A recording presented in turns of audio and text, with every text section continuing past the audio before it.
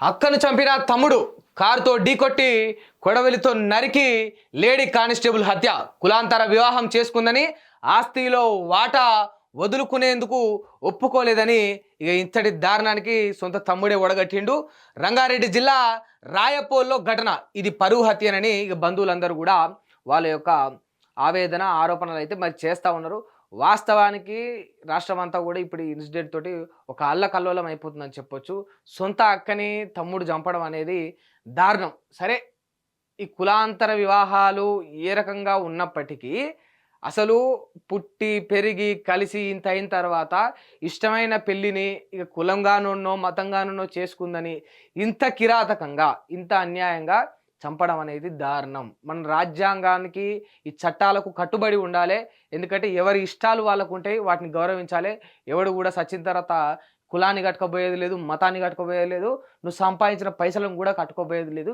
ఏమున్నా అవి విలువలైనా పేరైనా మంచి అయినా చెడైనా మనం బతుకున్న రోజులే. ఈడ జీవితం అనేది భూమి మీద ఉన్నప్పుడే అనుభవించాలి తప్ప ఇక ఏదో అక్క నన్ను కాదని మా కుటుంబాన్ని కాదని ఇంకా వేరే కులమైన చేసుకుంది, వేరే మతమైన చేసుకుంది అని ఈ కుల పిచ్చితోటి ఈ కుల అహంకారంతో ఇట్లా చంపుకుంటూ పోతే ఇక ఏం మిలగాయి. ఇక ఈ వ్యవస్థలో ఈ భూమి మీద ఏం మిలగాయి. ఇక మీరు మిలిగారు, నేను మిలిగా, ఎవడో మిలగం.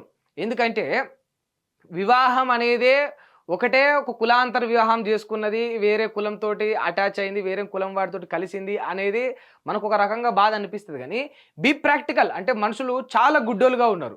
మనం నీళ్ళు తాగుతాం, అది ఏ కులం వాడు తయారు చేసిందో తెలియదు. అందరికీ తెలిసిన డైలాగులే ఇవి. కర్మ ఏంటంటే మళ్ళా చెప్పాల్సి వస్తుంది. మనం అన్నం తింటాం, ఆ బియ్యం ఏ కులం వాడు ఏ కులం రైతు పండించిండో తెలియదు. మన కాడ అడ్డం రాదు కులం, నీళ్ళ కాడ అడ్డం రాదు కులం, వేసుకునే బట్టల కాడ అడ్డం రాదు కులం, వేసుకునే చెప్పుల కాడ అడ్డం రాదు కులం, మార్చుకునే పైసల కాడ అడ్డం రాదు కులం. ఏడు అడ్డం రాని కులం పెళ్లి కాడు వస్తుంది. ఇక మరి మనుషులు ఎందుకు ఇంత గుడ్డిగా, ఇంత నిరంకుశంగా, ఇంత దుర్మార్గంగా వ్యవహరిస్తారు అనేది వాళ్ళే క్వశ్చన్ చేసుకోవాలి. దయచేసి ఇటువంటి దారుణాల వల్ల నష్టాలే తప్ప లాభం ఏముండదు. ఇప్పుడు సొంత అక్కని చంపి ఇప్పుడు ఆ పిల్లగాడు జైలుకు పోయిన తర్వాత ఏం సాధిస్తాడు? అక్కడ అక్క చనిపాయే, నువ్వు జైలు పాలైతివి, అటు నీ కుటుంబం ఆగమే, కనిపించిన తల్లిదండ్రులకు ఆగమే, నువ్వు తోడు లేక మీ అక్క తోడు లేక ఇప్పుడు ఇవే ఇష్టపడి పెళ్లి చేసుకున్న అక్కడ ఆయన ఒంటరి అయిపోతాడు. ఇదంతా కూడా అల్లకల్లోనే కదా. మొత్తం ఇరు కుటుంబాలను నువ్వు నాశనం చేసినట్టే కేవలం నీ యొక్క కులపిచ్చితోటి. దయచేసి ఇప్పుడైనా కూడా నేను అందరికీ రిక్వెస్ట్ చేస్తున్నా, రియలైజ్ అవ్వండి. కులం మతం నుంచి రియలైజ్ అవ్వండి. ఇది నాటి కాలం కాదు, రాజుల కాలం కాదు, మనం కలియుగంలో బతుకుతా ఉన్నాం అనేది గుర్తుపెట్టుకోండి. రాజ్యాంగబద్ధమైన చట్టంలో ఈ యొక్క చట్టానికి లోబడి మనం నడుచుకోవాలని కూడా గుర్తుపెట్టుకోండి. ఇంకా కూడా ఇక నేను వెనకటి లెక్కలే చేస్తా అంటే ఏం మిలగదు ఈ వ్యవస్థలో, ఏం మిలగదు ఈ సమాజంలో. గుర్తుపెట్టుకోండి, ఏం మిలగదు.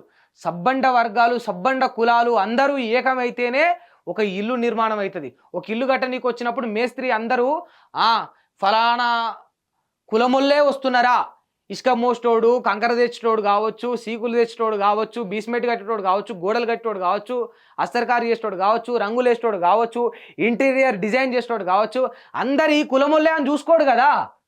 రకరకాల కులాల వాళ్ళు, రకరకాల మతాల వారు వస్తారు. అట్లా అందరూ ఏకమైతే ఒక ఇల్లు నిర్మాణం అవుతుంది.